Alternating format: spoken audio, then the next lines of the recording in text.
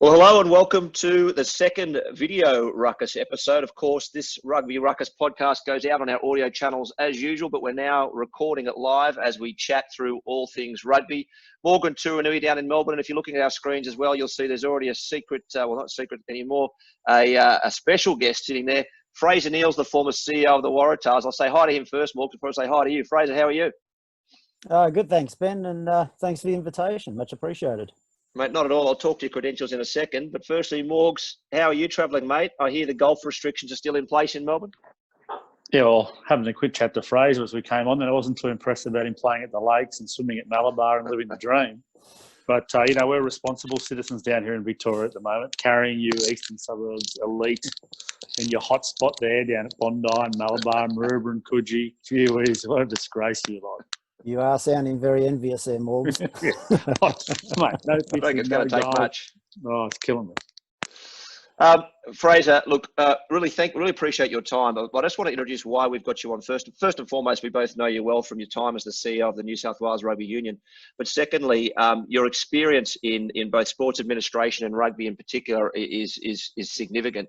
And right now, there's an opportunity. Like we're talking about the crisis that's hit sport in Australia. We're looking at the crisis that's hit rugby, and there's a lot of well-documented noise in the media around the travails of Australian rugby at the moment, the departure of the CEO.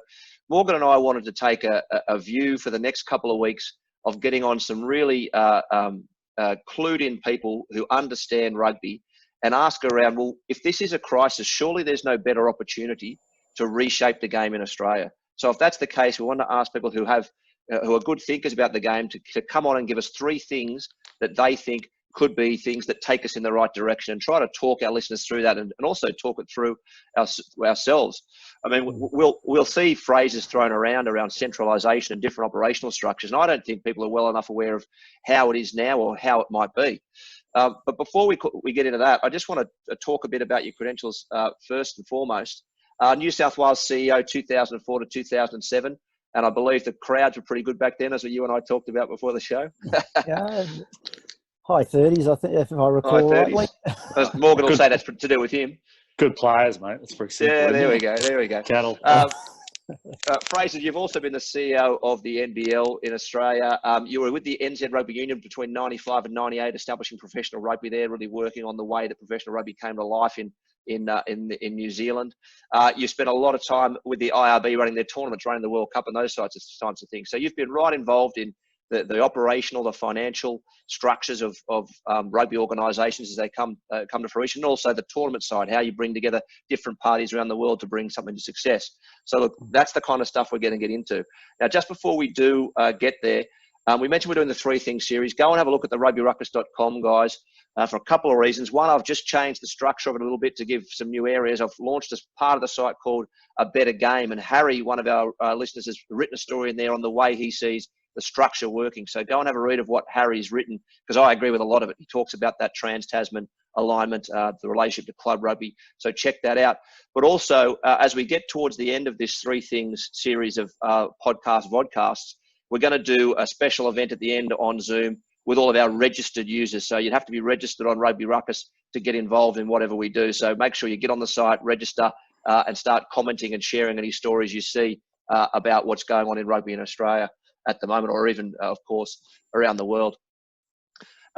Fraser, give me an idea. Over 3 years at the helm of the New South Wales Rugby Union, a very successful part of the New South Wales rugby history.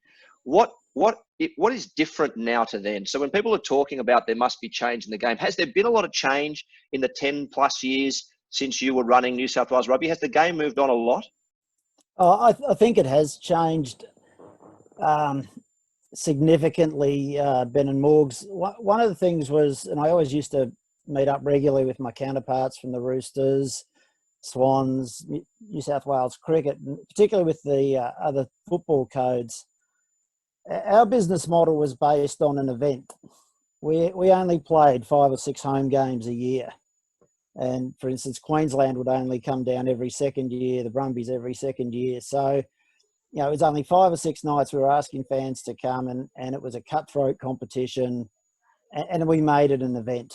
The competition was simple. It was top 4 get in, they play finals, over and done quickly. I think with the expansion, I think people took for granted what the fans were asking for. And quite frankly, if you double the number of matches, you don't double the revenues. People become more discerning. And if you want to talk from an economics point of view, people have a certain amount of income, say $100 to watch rugby, for example. If you have 5 games, they'll pay $20 a ticket to go to all 5. You put in 10, they'll only spend $10 per game to go, or they'll only go to half the games anyway. They won't spend much more. So I don't think the revenue ever equated to increase in the way it did. But what did double or increase proportionately was the costs. I think that was the first issue from a financial basis. So the costs went up, and I don't think the revenues went up as proportionately. And 2, I think 2 things happened in terms of when they put in this cluster structure. I think that was taking the fans for granted as well, because it was almost, well, it doesn't matter what a lot of these matches happen. You only have to win your local ones. You might come 7th, but because you're the best Australian team or best South African team, you're still in the finals. And I think it took away a lot of that intensity and the integrity of the competition to an extent. And I think that's been a real issue. I think that's from a state point of view in the Super Rugby.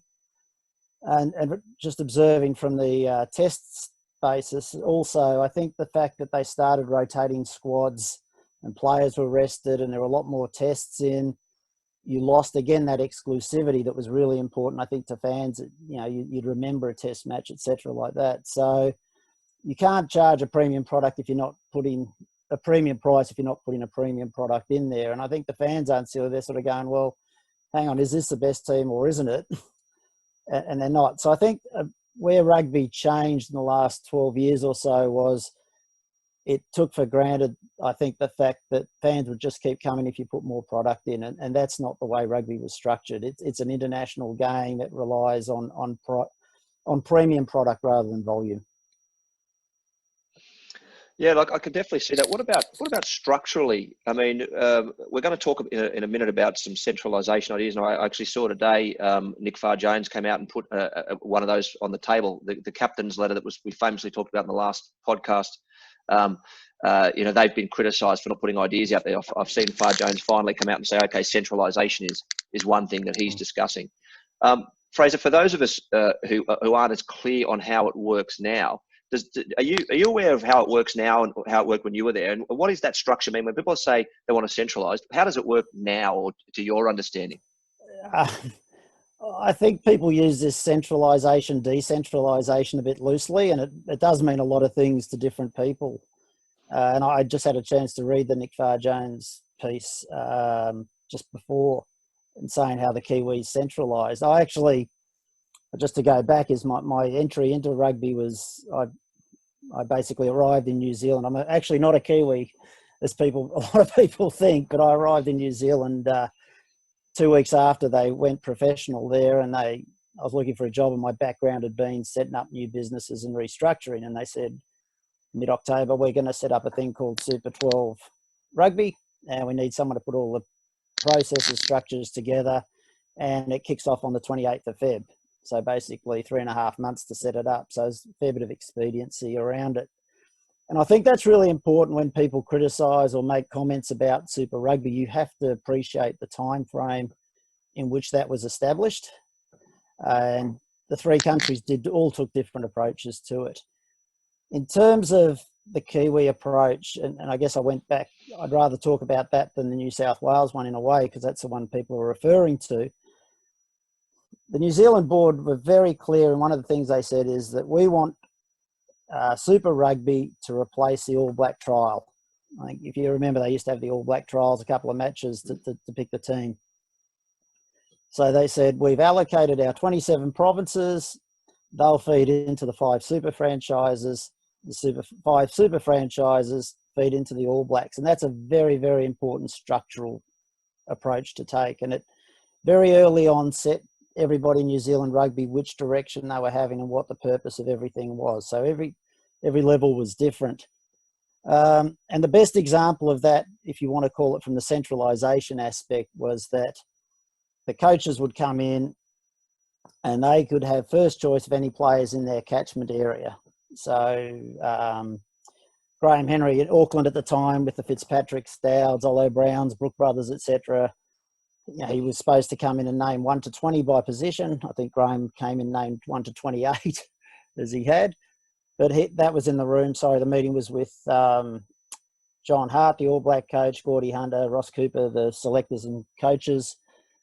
My boss, head of rugby, and I was a note taker at that stage. And they said, right, Graham, you've got the 20. Those extra 8 players, they go in the pool and we'll get back to you. If they're not needed, you can have them.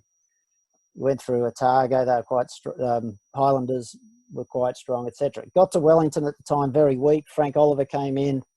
He said, I've only got 12 guys who can play Super Rugby level. We just don't have the cattle here. So they went through and then they said, look, we've identified this guy out of the 20s, this guy, could you take him, got a few more there. And then they went to this pool of excess players from the other regions and they drafted them in. And they put them in, and then that filled that squad there. So effectively what they wanted to do was to have, it was 20 players back then, the best 100 players in New Zealand stripped and playing Super Rugby every week. Didn't want, if Auckland or someone else was strong because of North Harbour, counties, etc., didn't want them sitting in there. We want the best 100 players in New Zealand playing every week. And that way is the best way we'll get to have the All Black trial effective to see who the best players coming through are. Now, if I compare that to when I was at New South Wales and came there, I think, correct me if I'm wrong, Morgs, at one stage we had Chris Whittaker, Ben Sheehan, the tall lad from up at Warring. We had about Josh Holmes. Josh Holmes, thank Brett you. Sheehan, yep. Brett Sheehan and Josh Valentine. So arguably we probably had the 4 best halfbacks sitting in New South Wales. Now, great for New South Wales, but I had discussions with the ARU at the time, as it wasn't good for Australian rugby that 2 guys weren't even stripped and playing. So I think from the centralisation was about the control and direction and why things were happening, and also accountability back to those people. What was decentralised was the resources on the ground to do things. So for argument's sake, if we had a test match in Dunedin, the Otago Rugby Union ran it for us because they ran matches at Carisbrook every week. So we didn't have this big centralised department out of Wellington and the New Zealand Rugby Union. We only had 31 people. But those people communicated, provided direction, and made sure everybody understood what was required of them and went down and met with them. So it's centralisation isn't having hundreds of people at head office who go and do everything. Centralisation is about a commonality of purpose, driving unity and driving accountability across all those people. So my view is one of the big changes you have to have is reduce head office, because rugby's a game out in the parks and on the grounds. It's feet on the ground that make it work. The centralisation is actually making sure you drive the resources down for those people to make it happen, if that makes sense. Yeah, look, that's a really interesting view of it. Morgs, what do you think of that take? Do you think that the conversation in Australian rugby, people are actually getting that nuance? Do people, Morgs, think it's, getting head office to do everything for, centralising means getting head office to do everything for the provinces and get rid of the province weight, as opposed to what I think Fraser's describing in New Zealand here, which is really management at head office. And you've talked, like your quote last week, which resonated with some of the listeners, was more people in shorts and less in suits.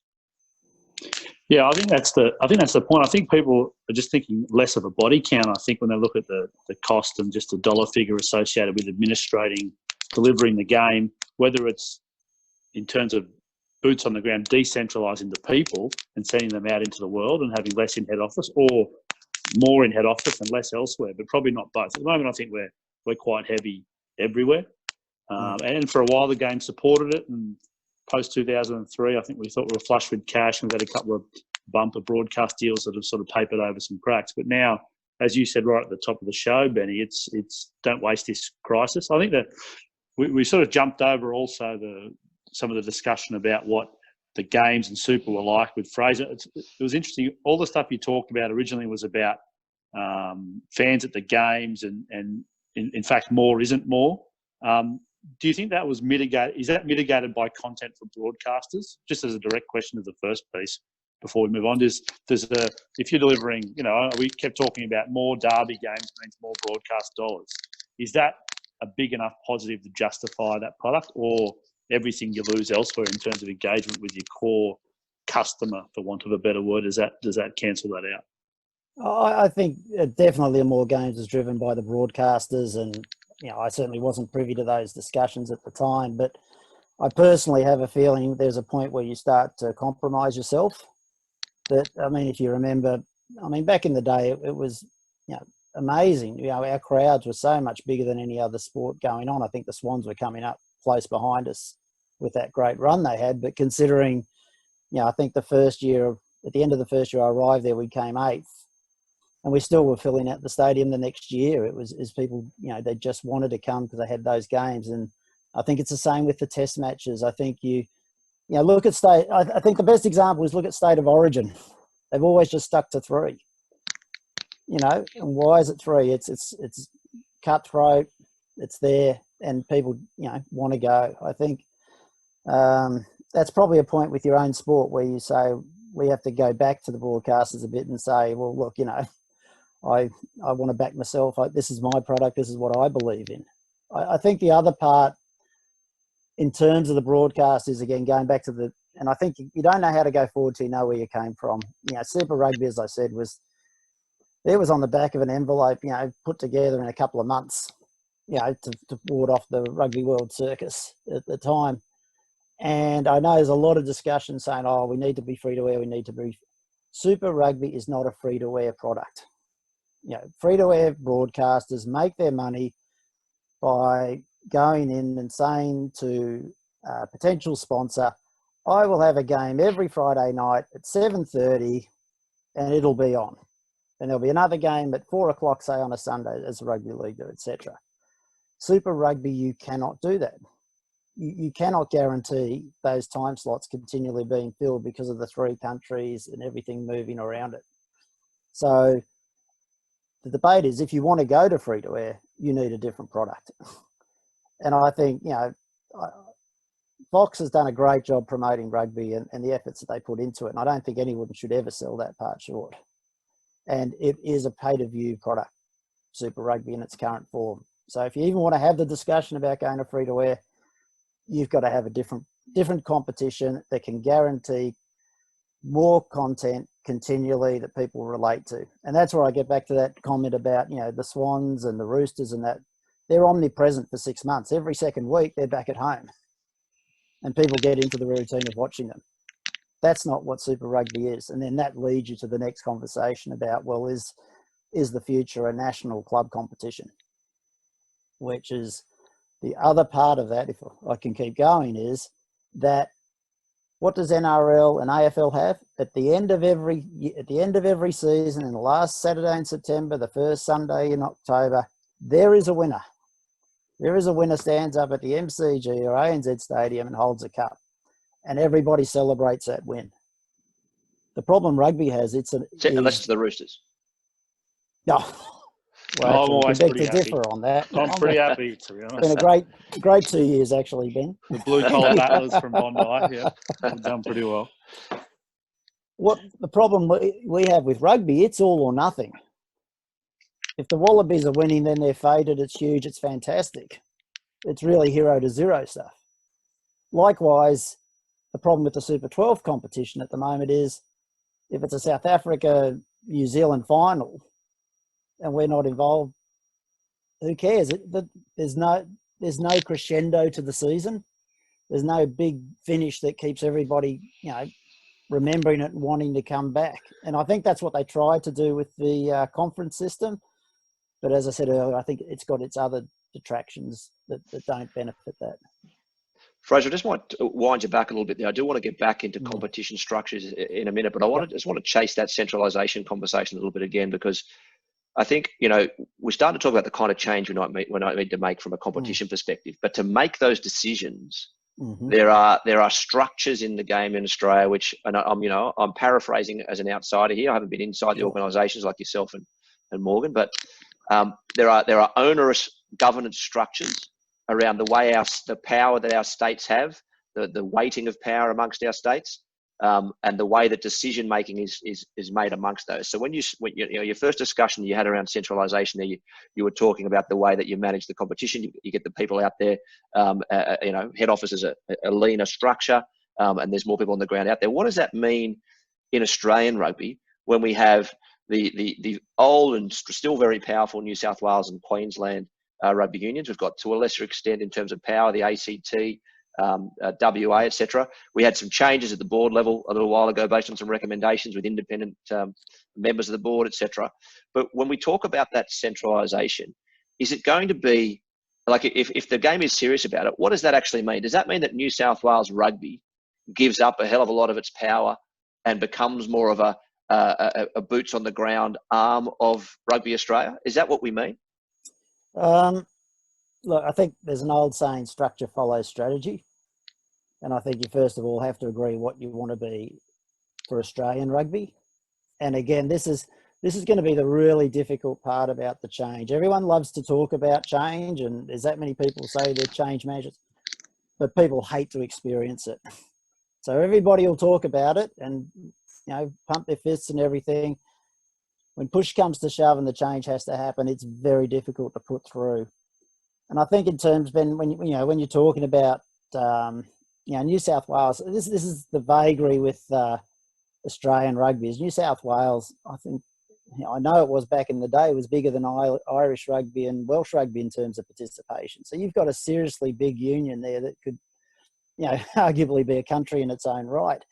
And it's also disproportionately stronger to everybody else. And I'm not sure, Morgs, if you were privy to some of the conversations I used to have with some administrators saying, well, hang on, I'm twice as big as you guys. I need to be a bit of a bully in certain circumstances. So on one hand, it's got responsibility, arguably, I think 70% of the population for developing them.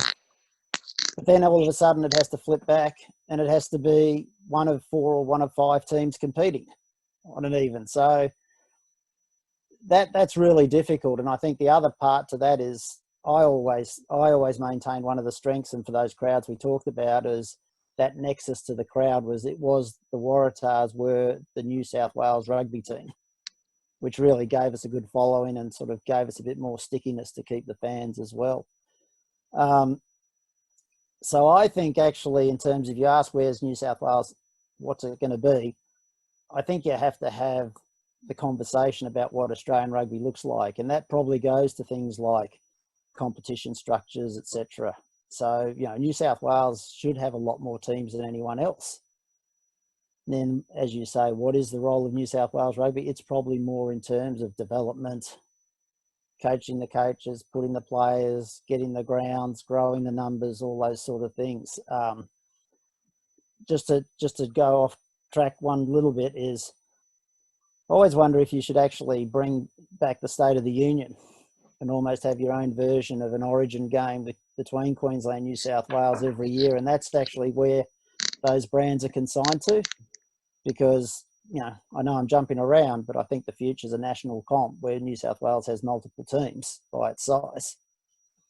And players are going to migrate between different, states, as they do in most codes in professionalism. But why not bring back the State of the Union? I think it'd be a fantastic clash. So I haven't answered your question exactly, Ben, because I don't think you can say what's it going to be until you know what the environment is. But one thing I'd say about governance is about risk management and communication. And and it's product knowledge by the directors, etc.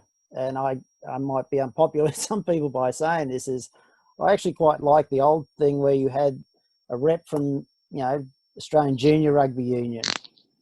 You had reps from country rugby. You had, people who actually were involved in those committees, etc. down the thing. They could bring up to the board level the issues, members of RUPA as well. They could bring the issues up to the Australian board so that the board knew what the people were out there thinking and could formally present the views of those groups.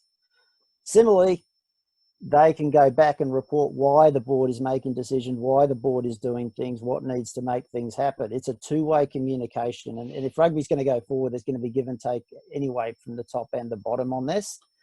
Then you bring your independence if you have a competency gap in the existing board members. You know, you may need some financial or legal expertise, but I think, you know, to have a totally independent board, and maybe that's part of the perception problem that people sort of, where's the nexus back to the grassroots? Because, you know, this really is a grassroots business. Yeah. To that end, Morgs, what do you think the players want to see out of this? I mean, as a player who played for New South Wales, played for Queensland, was a Wallaby as well, did the not the schism, but the separation between the governing bodies mean anything to you as a player? I mean, how involved were you with Ruper and the voice of the players when you were playing? Yeah, well, early days it was pretty easy because you had sort of the biggest 5 names in the game were the Ruper board of directors and Gregans and Eels, and Glenn Panaho was a lawyer and stuff like that. We had pretty strong personalities on the board, and there was some serious conflict. In 2003, the Wallabies refused to sign the participation agreement for the World Cup in 2003, and we ended up in court pretty much with the ARU at that time. So it was an adversarial relationship at times, but we had the right guys there. At the moment, we've got different kind of representation on the Ruper board. It's a little bit harder when it's not your sort of big 5 Wallabies on a Ruper board in terms of representation. And then by the end, I was on the board of directors, and I think the players are always keen to contribute. The players are also keen to get their fair share of what they contribute. That's why the player-generated revenue model was important. And then, especially when I came through, the career education scheme and things like that were important about the holistic approach to the game. So how much of that is still what's said through the Ruper directorship group, I'm not exactly sure. But those are the things that were important. And also, pretty much every single professional player was a connection back to their club. And that differed. Some guys came from league, some guys didn't have it, some guys from non-traditional places. But the ones that came through Eastwood, or came through Warringah, or came through Randwick, or came through Brothers, or came from the Owls down in Canberra, or whatever it was, there was that connection there as well. So there was always, when you were representative of the player on the as a director of Ruper, then you had your past biases, but also your past life experiences from those pathways that brought you through. So similar to the way that the individual state unions and things like Fraser was saying about juniors and schoolboys and that had representation, you almost represented them as well as a director of Ruper because you were a product of it. So there's that side of it to it. The other thing is, a lot of the time, truthfully, you just wanted to play footy. You didn't get too caught up in it because if I knew that Griggs and so Gregan, Giffen, Finnegan, Glenn Panaho, those sorts of guys were worrying about those things, well, I could just worry about playing footy. And by the time I came along as a Ruper director, the rugby union players in Australia had the best working conditions in the world of sport. There wasn't anything to fight over. We were lucky. And as Fraser knows, we delivered with the turnstiles ticking over, especially when the Big Dell was there. I'll tell you what, the games are popular, how tight Fraser was with the tickets when you're trying to get extra tickets on a Friday. No, it was impossible. But, I just find some of the stuff you're talking about really interesting. I think also when we talk about centralisation of purpose, we really need to work out where the Wallabies sit. And there's been some really interesting articles. I think the guy's name's Andrew Parsons. Benny just shared that article with me about what he wrote about it not being all about the Wallabies. But funnily enough, we need to make a real decision whether it is all about the Wallabies or not.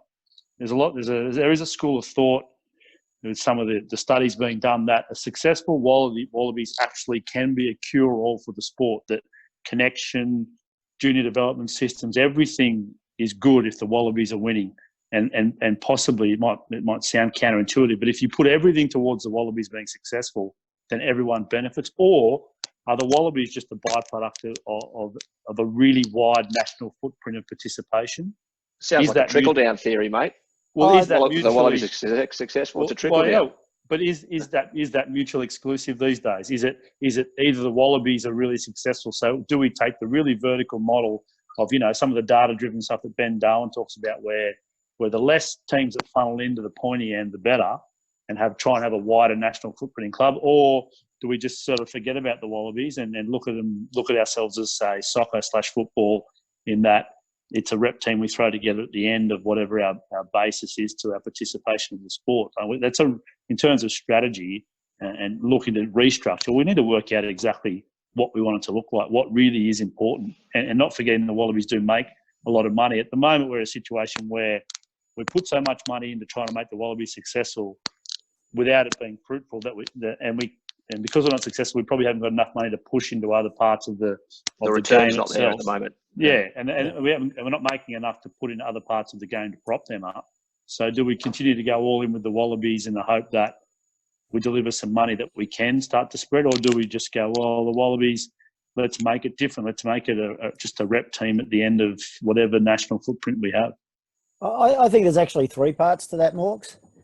I think the Wallabies is incredibly important. It's the pinnacle of the sport. It's the aspirational aspect. I think certainly when you were playing, everybody knew who the Australian cricket captain and Wallaby captains were. You know, it was that aspirational brand. It put us on the world stage. It was one of those sports that we could be when we were world champions, and that's so important to the Australian psyche, and it does drive people to the game, be it spectator and participant. Secondly, I think the aspect is you have to have sustained success. And part of that is, and if we want to talk business talk, as people keep saying, it's about the supply chain. And actually, how do you keep the supply chain going? And that was one of the disappointments I had with the Western Force going away. Is I'm a big believer, and if I go back to that, sorry to repeat myself, but that All Black trial mentality we had with the Super Rugby is we said, well, if we want 10 players in every position, basically, because, you know, in the five, if you've got the five starters, effectively, you've got probably the two incumbents in the test team, you've probably got the rising star coming up, you've probably got the one who's the player who's on the way down, and you've probably got the X factor kid who may be something or not. So you have to have that critical mass. And I'm a big believer in, and Morgs, you're much better qualified to comment on this, is, you know, training's not the be-all and end-all, and I'm not a fan of academies personally. I think you find your level in whatever competition level, and as you move through the grades of competition, you can get the guy star at one level or a star trainer, and he'll just flop. He just can't make the next step up. You get the guy, though, who's middle of the road in one, he can be the middle of the road the next, he just keeps stepping up as required. So I'm a big believer on that second part, is that supply chain is having the catchment that we capture every possible kid gets on the ladder to become possibly a Wallaby, and two, works their way through competition structures that you can find out. As a couple of coaches always said to me, it's about the top 2 inches that make or break athletes at that level. And then the other part I referred to earlier, the third part of the discussion and the equation of where the Wallabies sit is, it's a high risk return. When you're winning, when you're champions, fill your boots, boys. Cash registers are going ballistic. The problem is when you have that downturn, it's sort of misery, etc. as it is. And it's very, you know, when everybody else wants to be the top, it's pretty hard to stay there as much as you can aim for. Herein, I said the importance of a domestic competition, that we still have our own champions every year. And I think it's a combination of everything. But I think hopefully I'll answer what you're saying, Morgs, is they're incredibly important, but they have to sit within an ecosystem. Yeah, I'm definitely getting the messaging through there, Morgs. I'm going to draw us together in a second. But first, did you have any thoughts on Fraser's points there around academies and the way that you structure? Yeah, look, I just want them playing. Now, if they're going to be in an academy, I want those academies playing consistent footy. This year, they threw together a few of those New South Wales, Gen Blue, New South Wales A games, Brumby Runners sort of games. But it's not consistent footy. So either just send them back to their clubs and just play footy against men and not just age-restricted footy.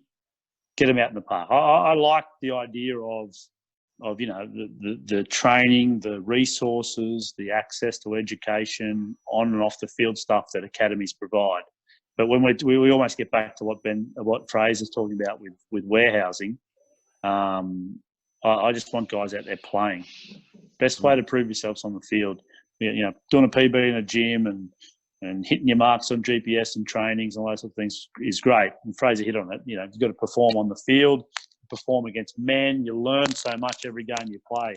You know, 20-year-old kids going and playing great are learning from the opposition, learning from the referee, learning from teammates, learning from things that they've stuffed up. You know, we talk about sometimes, Benny, how I would have thought a 20-year-old New Zealand boy coming through would have played 200 more games than an Australian kid come through at 20. It's got more footy under their belt.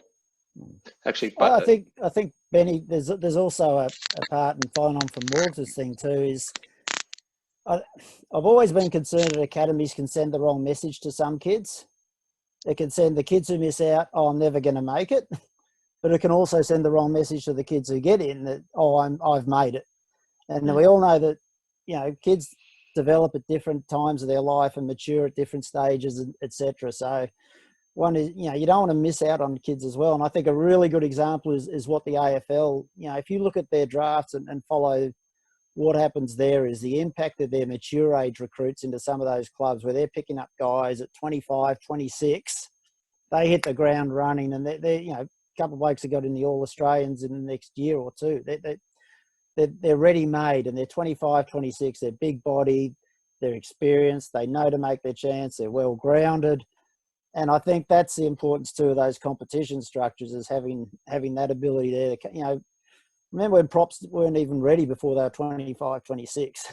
You know, it's how do you keep... Well, I've lost... I thought you went down then, Morgs. I thought you called me a prop then. Oh, you looked my way when you said prop, wasn't it? Yeah, that's a selection table.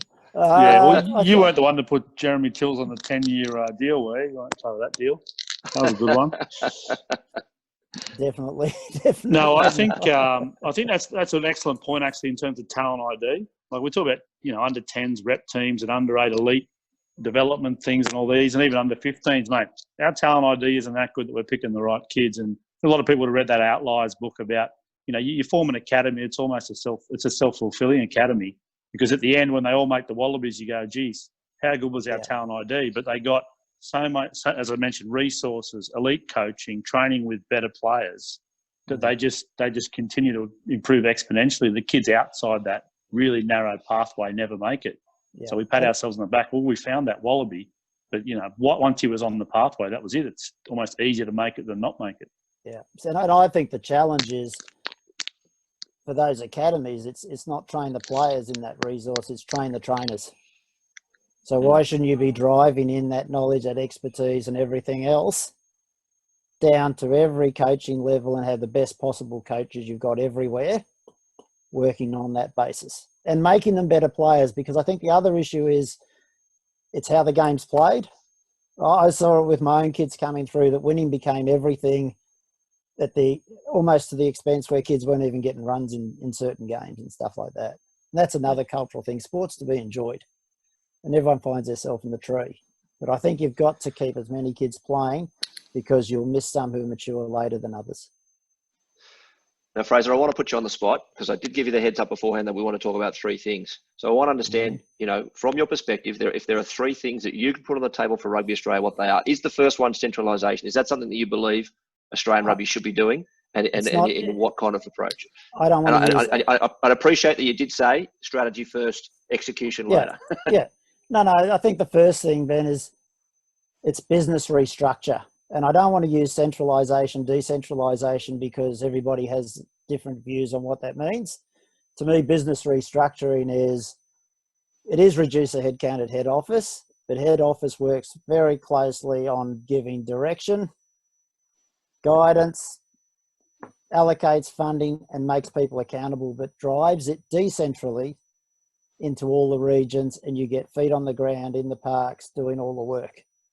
I think the restructure also, if you want to get into detail, go through every single job. It's at Rugby Australia, at the States, at the clubs, and see where there's duplication, and put the person where they can be most effective on the ground as well. I think you'll get huge efficiencies out of that. So it's a restructure of the business. And I think if you want one of the outcomes, you should be able to restructure that business. I think one of the bugbears I've had since I've left is where you see that participants are being levied to prop up, Rugby Australia. I think that's one of you. I mean, we're back in the day, and I hate to sound like an old fogey, is we actually paid all the insurance for all the juniors to play. I think you've got to cut your cloth and your budgets and everything else to have certain goals. And if you want people playing the game, you've got to make it as easy as possible and accessible as possible. And particularly in this day and age, you've got to make it as cheap as possible. Yeah. So you shouldn't have barriers like that to people's entry. So you might not say it's decentralisation or centralisation, but clearly the core tenet that you're talking about there is you're treating the whole place as one business. Really. Absolutely. Yeah. It's a centralisation of direction. It's a decentralisation of resources. Nice. That makes sense. What about number two, mate? What's number two? Is it time to talk competition structure? Yep. Strong domestic competition. Yeah. Yep. Now I always get my history mixed up sometimes. In the years that you were there, yep, what was the conversation or the flow around where club rugby sat and where national competition sat? What was the process when you were in the chair? My last couple of months was when the ARC was agreed to go forward. Yeah. What are you doing, Morgs? Oh, there's something going on there. I'm missing. I got kids. I'm trying to sort out the kids. I was involved in that ARC discussion, and I didn't actually agree totally with what was going on. I think the problem we always had and could see it coming was that the Perth team and the Melbourne team were effectively going to be Super Rugby teams, which would be distorted. I think if I had my time again in terms of the 3 New South Wales teams, because I know there was a lot of angst from some clubs, if you actually look back at it, what we actually set up was the old north of the harbour, south of the harbour rep teams, drawing from those clubs. And we put another one out west because the west had developed further from what it was back in the day. And I think that was probably a communication issue, is that what we were trying to do is put out that interim level of rep rugby between the Super Rugby and the club rugby. And I remember having a discussion with some of the guys in the TARS who were sort of, particularly the Sydney Uni guys who weren't happy. And as I got the feedback from Link and some of the coaches was that because Sydney Uni was so dominant at that stage, some of their skills had dropped because they weren't getting the intensity of the competition at the back end. And that was the whole thing was trying to get that intensity. So we were trying to bring a rep thing up where we consolidated the next level up. But the branding was probably wrong. So I think there was a recognition of a need to have a national competition. I don't think we necessarily got it right at the time. But there definitely has to be one. And there was always a view that South Africa could leave. And even back then? When I was at the IRB, there were discussions of South Africa leaving SANZAAR. So for our listeners, what years were you there? I was in the IRB from 98 to 2004. I remember having a chat with Brian Van Zyl from Natal went over to Durban just to meet with him, just to get my lay of the land. And he was talking about Pro 12 there. There'd been discussions. They weren't saying they were leaving, but they certainly were, they were aware of what it would provide in terms of time zones, access to other commercial markets and everything. So I'm not saying South Africa ever had a plan to, or were going to leave. But again, good business risk management is, well, if they did, what would we do? And I think that entailed part of the conversation about having a strong domestic competition, not only because it would be a good supply chain feeder to the Super Rugby teams, not only because it would provide a crescendo to our season that everyone would celebrate like NRL and AFL, it would also provide us leverage going to the table if South Africa had left, if we had to go to the Kiwis and have a discussion about a Trans-Tasman competition. We'd have something on the table with more than just the 3 or 4 teams that we had at the time. So do you have a view as to what that would look like now? Or are you saying that, again, that'd be something you need to explore? What is a national competition that runs clearly in our time zone, but that runs for the rugby community here, week in and week out, has a crescendo? It has a grand final the same as the other codes. I think we need to take advantage of those strong brands we've got of the existing clubs throughout the various states. I do think that there needs to be an inclusion of, to be a truly national game of having the Melbourne and the Perth teams, but not of this Super Rugby strength that's disproportionate. And what I do think you need, if you are going to put in something like that, because you're going to have varying strengths and you don't want players being poached in artificial teams, because again, I go back to the supply chain and the development of players. You have to put in some form of player transfer market, that if one club, for argument's sake, if Eastwood does all the development, develops a player, that be it a team in Melbourne or a team in Queensland or another Sydney team takes them, there is compensation there, because you have to, I get back to the singularity of purpose and unity of where you're going. This is all about developing players. So you just can't have players chopping and changing. There needs to be some sort of recompense there. And I'm probably biased because that's what we did in New Zealand as well. We put in and we got taken to court by the Players Association for restraint of trade, but we showed that it was, we did actually.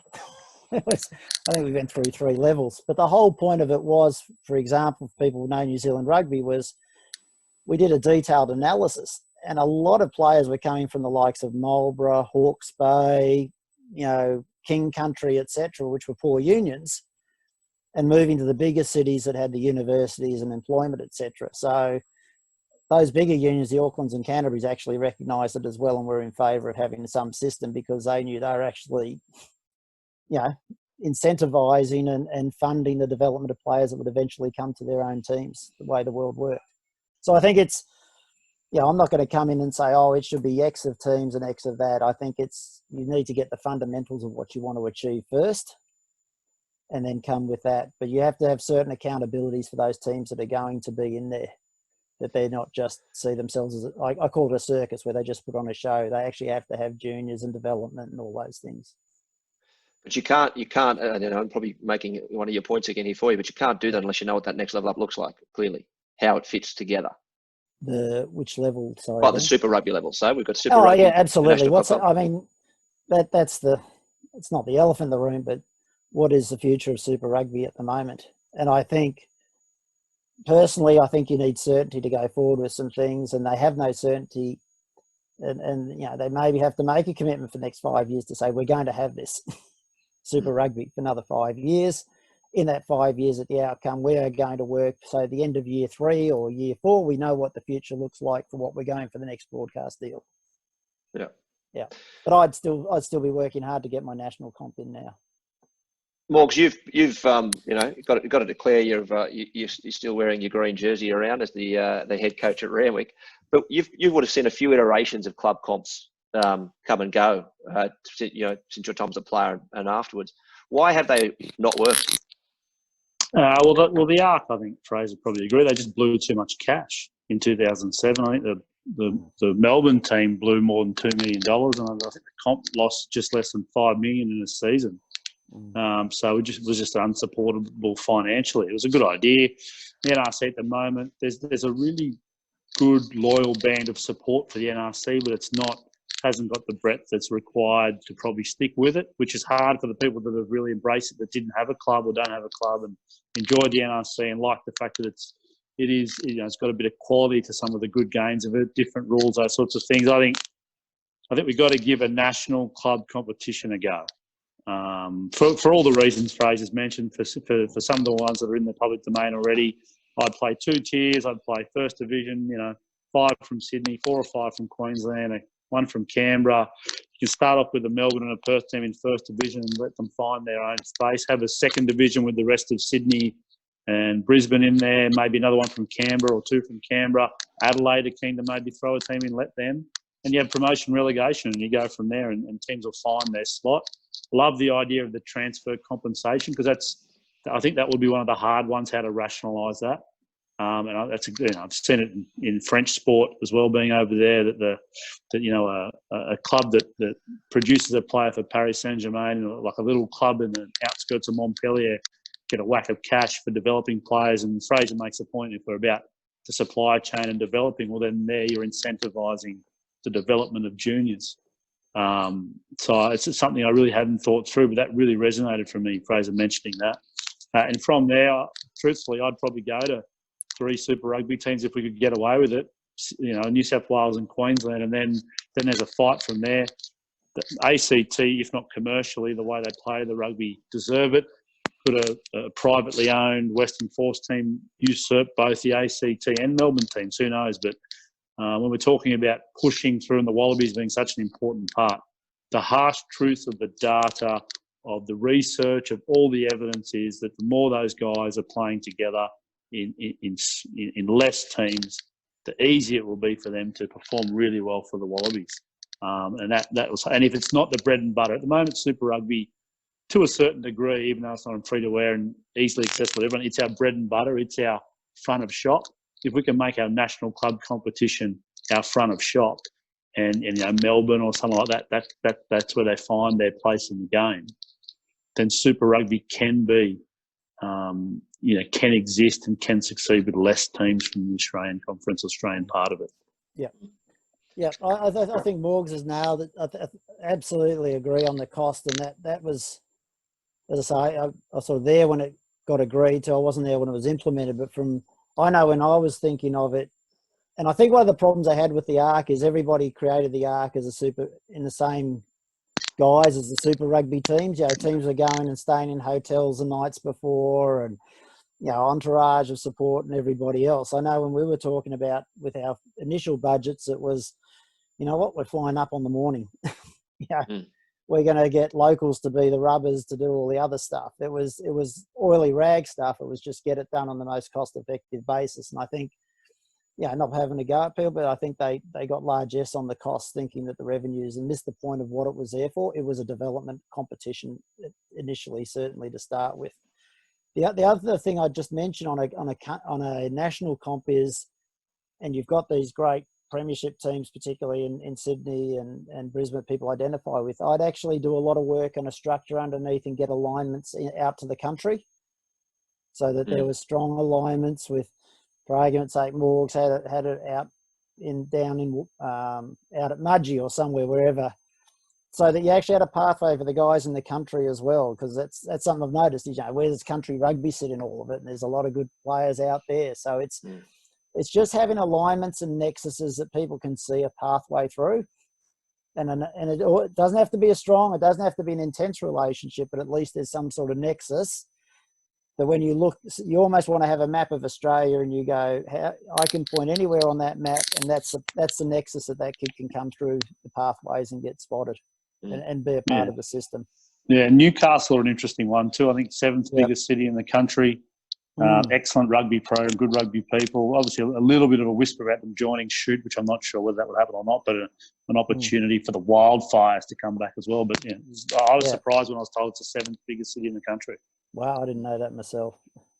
He's always bringing the facts, mate. He's always bringing the facts. I make up most of them, so I'm sure someone will correct me.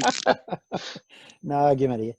Look, the point that I want to jump on there too, Morgs, and you talked about promotion relegation. I love promotion relegation. Like the thing it does, and actually I heard Gil McLaughlin, the AFL CEO, say this best. I was working at Fox Sports, and he came to address the Fox staff one day, and he was taking questions from the floor, and someone said to him, if there was one thing that you could add to AFL to make it better, what would it be? And he said 100% promotion and relegation. He said because the one thing that they don't have is the excitement at the bottom of the ladder. And he said what promotion relegation does is it means that every single game that your team is in it matters. Am I outside the regular relegation zone? Am I in? Am I staying up in my division or not? He said it would create that amazing excitement or fear, if you will, but attention around what's happening at the bottom of the ladder as well. And so it's a completely different scenario to think about when these things go. And a national club comp, it's being talked about. I know, and I've seen it reported that Fox Sports, was one of the things I think they were talking to Rugby Australia about, wanting to get into place. They see the need, and I've said it, ad nauseum. Our listeners will have heard me say this many times, Fraser, and you said something like it at the start of the show. So I've got an 8-year-old and a 10-year-old, and they're just, the Waratahs are 3 games a year. We still go up to North Sydney Oval when the shoot's on and watch a bit of North, but the Waratahs don't have the presence in our time zone to make a difference. I think that one of the questions that you'll have a better handle on than us, and I've asked it of Morgan, we've talked about it actually on the pod a bit, is just segueing from there a little bit into thinking about that Super Rugby level. Yeah, can I just, and you can edit it, because I think it's a really important point on promotion relegation. Please, no, we don't edit, mate. We just fly. In you jump. Well, I was hoping you'd Photoshop me to start with. Anyway, the issue with the promotion relegation is, and you've got to get back again why you're having all these competitions and what you're doing. It's the growth and enjoyment, everything of the game. And again, without fear of sounding like yesterday's man, I go back to some experience in New Zealand. We had a real issue with first, second division in particular, ping-ponging. I think it was Southland and Northland just kept swapping in and out of first and second division. And what we saw was all of a sudden teams were trying to buy themselves in. They'd buy a team in the second division to get themselves in the first, and they couldn't sustain it, and they'd be struck. And the problem we had from the growth and development of the game was those unions were starting to have financial difficulties by chasing that promotion. So it must have been about 97. We did a thing and they called it the Lahore Report. Brian Lahore chaired it. And basically the recommendation we had is, yes, we should have promotion and relegation, but it's not a given. So what would happen is if you won the second division, you would become eligible for consideration to be promoted. And part of those considerations were financial stability. The financial stability. How many of your players were homegrown? What's the state of your facilities? Nice. What's your crowd size? I can't remember, but it was all those things to say it's not just going and buying a team and getting in the first division. It's actually about being a team or being a province or a club, whatever you want to say, that actually contributes to the growth and development and the unity of purpose that New Zealand Rugby is trying to achieve. And similarly, in the exercise, I like it. Demotion. I just really want to make that point, because I think if you just do promotion relegation, you get all sorts of things. You even start to get into realms of private ownership where a sugar daddy comes and buys a super team. All he does right. So and then all of a sudden, the resources they have go into trying to grow their local environment, their area, more so than trying to poach from somewhere else. Yeah, because they realise, actually, you keep reminding. It's a way of reminding people too. It's about the whole game and the whole ecosystem of and you are responsible for your area. Just on that, before you go, Benny, quickly. So you see that sort of private investment as a negative, like just black and white as a negative, Fraser? I think there's absolutely places for private investment. I think there has to be a real tough and honest discussion on both sides, one from the governing body and the team getting the investment as to why they want it and how they see it operating, and also from the investor what he or she wants, and their expectations on it. It was interesting. I did work on the MacArthur A-League bid for the new A-League team, and our model there was based on seed capital from private investors with a view of community ownership coming through as it grew and developed. And that provided an exit strategy, because the investors we spoke to said, well, I don't want to be here forever. Absolutely believe in the team. And we said, well, and if you look at a lot of the Barcelona's, Bayern Munich's, they're cooperative, community-owned teams. So if the right discussion's had and everybody's very clear on why it's happening, all for it. Yeah, well, we've got something really positive and negative, I suppose, examples in Europe in terms of how promotion relegation work, in terms of you want to be promoted to premiership, size of your stadium, your financials, all those sorts of things. French rugby's a little bit more like that these days. There's some hoops you got to jump through to qualify. So now in the English Premiership and now in French Premiership, you almost know at the start of the season whether you can be promoted if you win or not. So some teams just aren't even playing for promotion because they don't qualify for the criteria. Then there's obviously the footballing model of the private ownership, but the stable clubs, as you mentioned, so probably most stable club in France is Toulouse, and they're very much community city run, and then Clermont because of Michelin, which is sort of a one company town, so it works that way. So it's interesting the positives and negatives of both private ownership and the criteria that's important for promotion. I think the solution is they actually work together. Yeah. Fraser, I'm going to hit you with another quick one, mate. One of the conversations we have that more you know, we're quite good at pontificating, but we don't have the detail always. Right. Neither do I. We talk about the fact that if South Africa leaves Super Rugby, right? We talk about a Trans-Tasman comp. One of the arguments against it has always been that the amount of money that South Africa bring to SANZAAR is so significant that, you know, that there's a massive impact to them leaving. And my question was always, and not having the answer to it, was, in general, though, you're talking about then potentially reshaping a super level competition in a Trans-Tasman competition that would give you a hell of a lot more content in your time zone. So you're going to create more value there, surely. Like, are we talking like is there a realistic path, do you think, in terms of value to run a super type competition across Trans-Tasman after leaving South Africa? Look, I think on South Africa, again, I don't want to start a big thing South Africa's going to leave or anything, but I think you always got to plan what ifs. And I actually don't see why South Africa wouldn't stay in the Tri-Nations as opposed to the Super Rugby.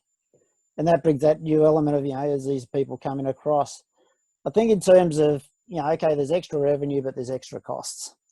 Plus there's loss of content elsewhere. And I think, Morgs, you're better to qualify is what's the burnout on a player having to continually fly around, staying at hotels? You know, that must take its toll on players over an extended time. And I've heard, you know, anecdotally, some players preferring to go to Japan and Europe sometimes, not just for the money, but for the, you know, it's just a bit easier staying relatively in one place. In terms of that, so that's another argument. Fraser, did you ever know what time the Spring Carnival races are on in South Africa, mate? I mean, it's ridiculous to expect someone to be up at all hours watching the races from South Africa. I'm not answering for fear of... But I think it's a vexed question. I think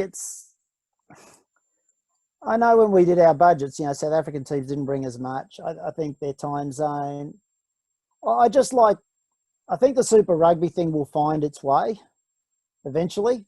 And I'm probably hesitant to answer the question, Ben, because I don't know the exact numbers. Yeah. And I don't know that sort of thing. So I'm probably starting to talk outside my knowledge base. So enough, in terms of the broadcast agreements that were done for the next period coming forward, so it's right that South Africa's money propped up us and even more so New Zealand in the last few years. But this year, I think they did their worst ever. New Zealand done their best ever. So everything's been thrown out, obviously, by COVID. But we haven't done ours. New Zealand have done their best ever. So they were going to put more money into the pie than they've ever done before. And South Africa were about to put the least. I think a lot of it was to do with the rand and the US dollar or something like that. But it was going to be pretty much their worst relative broadcast agreement, which is interesting. So New Zealand, for the first time, would be really, really aiding the other two, where traditionally that's been South African position. In terms of travel to South Africa, mate, I loved it. Mate, it was awesome. Mate, it was great fun. Like, it was, when you're 18 to 26, 27, it's the best. But then when you get a bit older, kids, family, those things, it's actually quite good. We were in France. We'd get the train to a game and come back the same day. So sometimes you would go, you know, either the night before or morning of the game and play and come straight back. Really different to going away for 3 weeks to Africa. They're both great. Like, you know, many people talk. You sit up the front of the plane, a couple of nice G&Ts, sleep well on the sky bed. You know, could have a one of the Fraser was footing the bill. Give the Qantas boys tickets to the game. They slip a couple of bottles of champagne in your bag. Mate, you're on holidays in Cape Town, Durban, Joburg with your mates, and then you're playing footy. Like, it is great. Yeah. But then the other part of it, obviously, is that it needs to be still financially viable all the way through. And then the back end of your career, having more time at home with the family was perfect. So there is that natural progression as a footballer in the way that you went about it. Japan, even now, Barry Barnes, I think, was surfing it up in Byron and Lennox Head for 4 months of the year while he's playing in Japan. You know, he was playing, man. He announced his retirement. Like, oh God, that's right, Derek Barnes is still playing, and he's not that old. No, well, he could be 40. He still looks like he was 19. Still super. But you know, I mean, it's just you know, he dead set would train for 5 months of the year, play footy for 3 months of the year, and surf the rest of it. Yeah, I think part of the whole discussion around the SANZAAR and everything is making sure you can control your own destiny. And I think that's another thing that's being brought out of here is all of a sudden all of a sudden everything's changing again more than any other code. It's those issues. I mean, I think you've got what's happening in World Rugby with those that World League again, what's the impact on that as well? It's sort of, I just think if you've got a strong domestic competition, you can work out the other stuff because that's your competition. So we got two. We've got treated as one business. We've got a national club comp. What's number 3? It's get the governance aligned to what the other two are. Right. So it's basically structure your business right, structure your competition so you're not reliant on everyone else around the world, and then put the governance around it. Yeah, that matches. That's it. You put the governance in place that it is the right decision-making entity that fits with the decisions that have to be made. So, mate, for the uninitiated, when you're talking about governance, you're talking about the board structure, the management structure. What are you talking about? Yeah, I mean, governance is all about, if you look at the definition of governance, it's about risk management and communication and strategy. So it's the board setting strategy. It's how the board gets elected, the composition. So it comes down to, I think, three things is product knowledge. And if I talk about product knowledge, it's about knowing how to run a business, but also knowing about the business of rugby. And it's knowing about all your constituent parts, what impacts them, what doesn't. And the communication is then having people there and how you communicate, one, upwards, what your constituents are thinking and what's important to them and what they need, but also communicating back down to them why certain decisions have been made, because absolutely there will be decisions made that negatively impact different groups at different times. But if you can explain why every decision is in the best interest of Australian rugby, people should get on board with that. And then So what's the first step then? Is the first step to break up the federal voting member union model, or is the first step to roll back the RBIB report recommendations about independent directors, or what's step one then, Fraser? Well, before Fraser goes, that's exactly what I was going to get to. Is I think we saw a good example of not operating the way that Fraser is suggesting with the recent ramifications with the captain's notes and those kinds of things. Right, that was those captains saying we aren't clear. Right, that was the captain's letter. I said this on our last podcast, was a really poorly executed thing. I think they looked poor. They didn't structure it right. They didn't approach it right. But you got to think about what's the reason for it as well, right? It's because they aren't clear. And I said one of the reasons that I think Raylene Castle wasn't able to defend herself against that kind of approach. Not that it was solely that got rid of her, of course, but just the clarity from Rugby Australia as to what the strategy was, where they were going, wasn't there. And I think part of what I'm reading for what those captains and guys are saying, and I think you touched on it there, Fraser, was that the lack of rugby knowledge or the lack of connection to the rugby community might have been a negative outcome of the move to independent directors. Now, I don't know that enough. I'm not pointing at the directors specifically, but what you're saying is the knowledge of the game. And then I think earlier in the pod you said something around then filling those gaps with more business and corporate knowledge was more. If you've got a competency gap in your board. So, for argument's sake, if you say juniors is a really important part of our game, okay, we need to have someone who can express the views of the juniors, who knows, comes with that bent and that understanding. They come up there. If you've got obviously the national comp, you need to have a group, people up on the board who represent the views of that. You need to have a representative from the players, the professional players, where that is. So you get there and you look at what your board's got, and you might have background. There may be someone who's great at marketing. There may be someone with a good TV media background. Might be a good finance guy. But you look at who's there, and you might have a gap. Look, we don't actually have any legal expertise here. Okay, we're going to use one of our independent things to get someone with legal expertise, because that's a gap in our skill set to run the business. Now, I did want to make those points, but Morgs, I didn't want to walk away from your very direct questions, which were, is it walk back from the RBIB report? Is that what you asked, Morgs? Yeah, what the first step would be in doing that is it take away the voting block of Queensland and New South Wales with their 3 votes each? Is it roll back well, I think to do what Fraser's saying, you have to roll back what RBIB said about independent directors and all those sorts of things, because if you want that sort of direct representation, then it is a rollback. It's probably more a decision at the general meeting. Yeah. With all so an EGM. Well, they'll need an EGM for that sort of thing, I would have thought. Yeah. And don't get me wrong, it's bloody hard, because as some people say, it's getting turkeys to vote for Christmas. Yeah, it's interesting in the Farr Jones article that you referred to before. was chairman of New South Wales, so he had 2 votes and pretty much control over a third. And he's now pretty much saying, with the use of the centralisation word, it seems he's saying, well, they should give up those votes almost. Yeah. I think it's interesting. As way back earlier in the discussion, guys, talking about the roles of the states and everything. And again, if I go back to my experience at New South Wales, I remember Rob Clark and the Brumbies created the Southern Inland Rugby Union.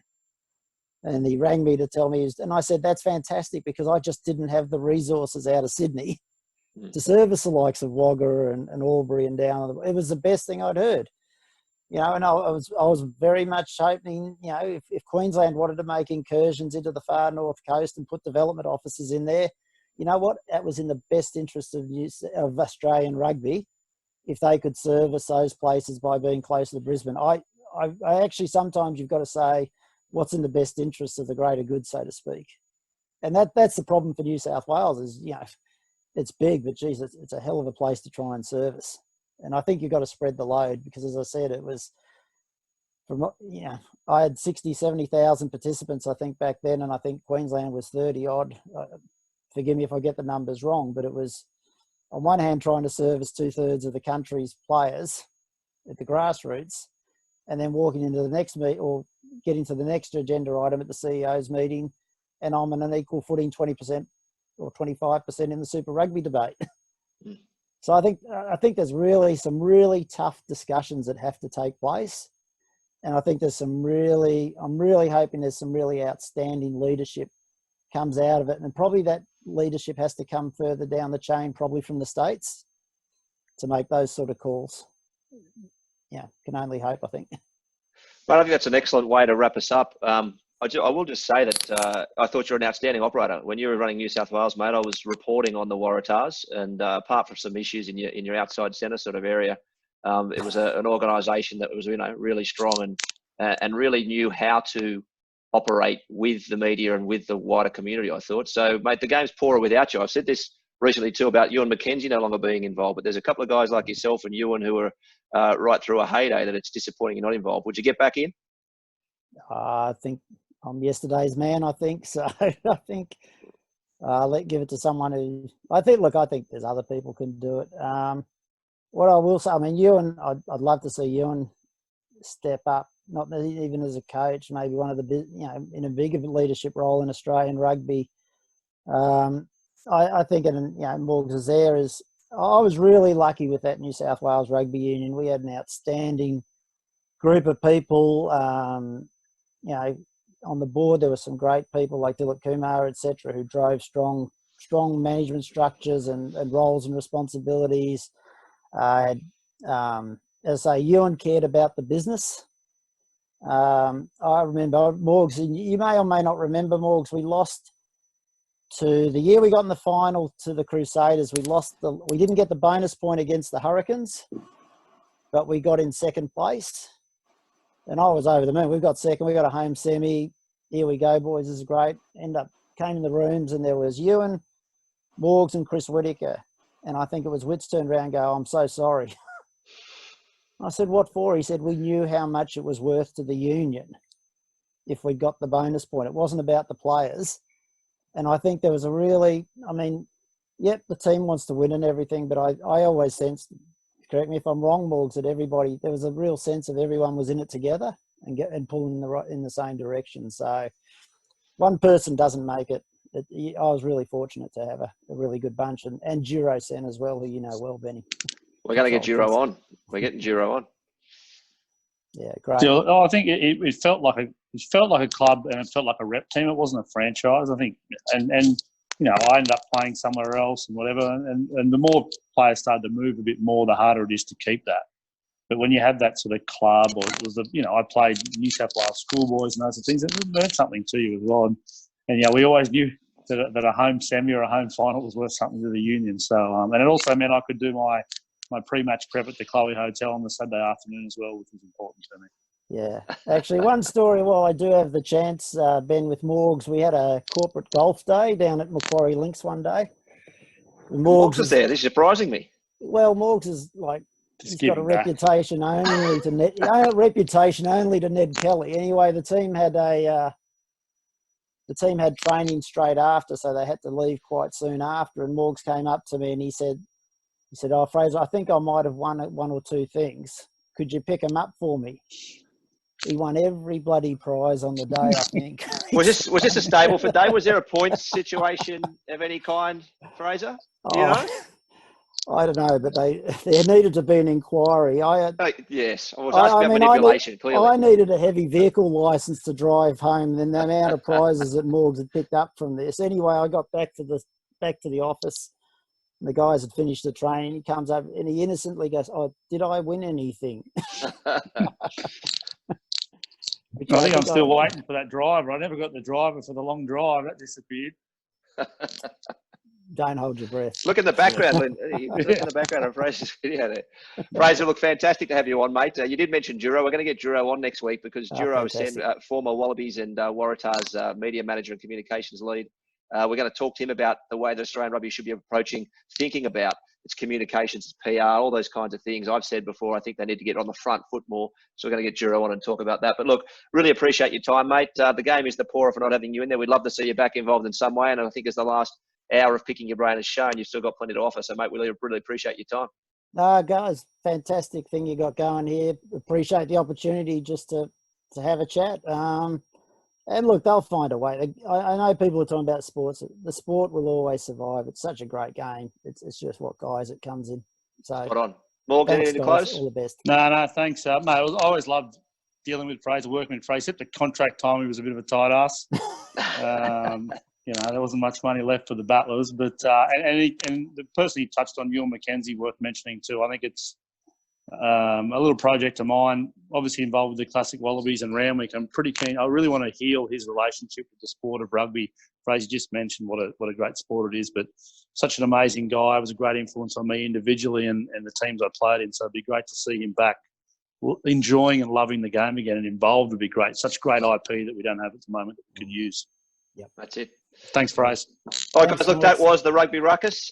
We will be back with more very soon because we're going to do more of these three things. Get on the rugbyruckus.com, write your stories, make your comments there, and we will talk to you soon.